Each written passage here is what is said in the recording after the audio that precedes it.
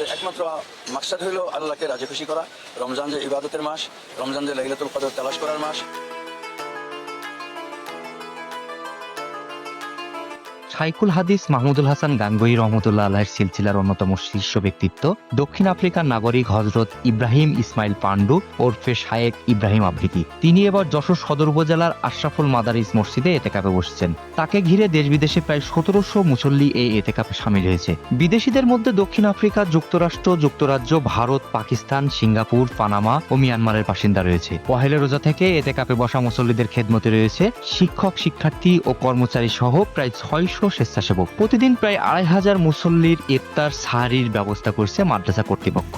বিদেশি নাগরিক থাকায় পুলিশের নিরাপত্তা ব্যবস্থাও জোরদার করা হয়েছে।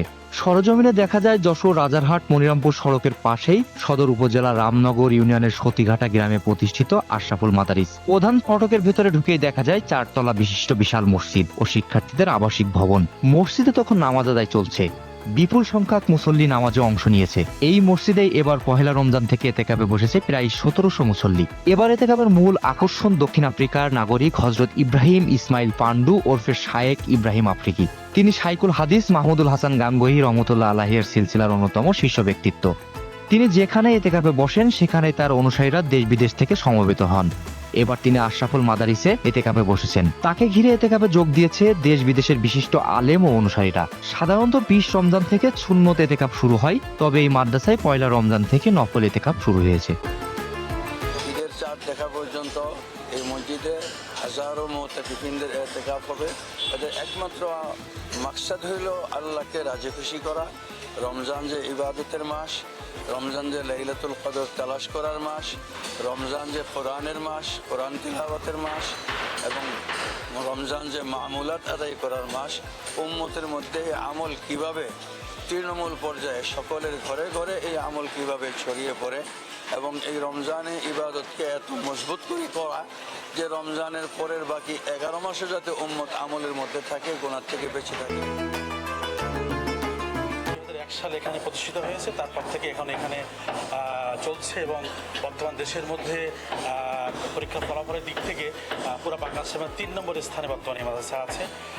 লেখাপড়া, আমল আখলাক সব দিক থেকে আলহামদুলিল্লাহ এই মাদ্রাসা দিন দিন এগিয়ে যাচ্ছে। ১৮০০ থেকে ২০০০ লোকের ইফতারি, সেহরি এবং সন্ধ্যের খানা হয়। তো সেই জন্য ইফতারিটা আমরা 11:30 থেকে শুরু করি, আসরের মধ্যে এটা কমপ্লিট করি।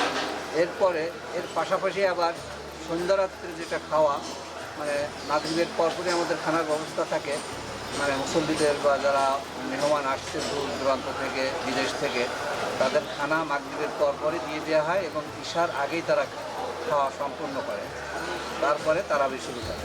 এরপরেই আমাদের আবার সেহরিতে যে মেহমানদের খাওয়ানো হবে ওইটার কার্যক্রম শুরু হয়ে যায়, রান্না এবং গুছানো। ওই মাগরিবের আগেই ইফতার বাটিতে পৌঁছায় যায়। ওই বাটিতে আপেল দেওয়া হয়, মালটা দেওয়া হয়, খেজুর দেওয়া হয়, বাদাম দেওয়া হয়, কাজু বাদাম, কাঠবাদাম, আলুর চপ, বেগুনি এগুলো দেওয়া হয়। বিভিন্ন সময় ফলের বিষয়টা বিভিন্ন সময় বিভিন্ন ধরনের দেওয়া হয়। এখানে আলাদা একটা গ্রুপ আছে এবং শিক্ষক নিয়োজিত আছে, তার তত্ত্বাবধানে ছাত্ররা এই কাজটা আঞ্জাম দিয়ে থাকে।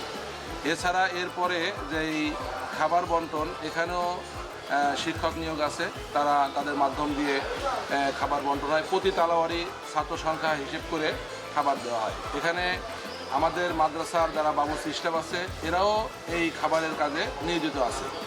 এছাড়া এখানে প্রত্যেক দিন আগত উলামা একরাম এবং মেহমানদের জন্য রুটির ব্যবস্থাপনা আছে, যেটা সন্ধ্যা রাত্রে এবং সেহরিতে দেওয়া হয়।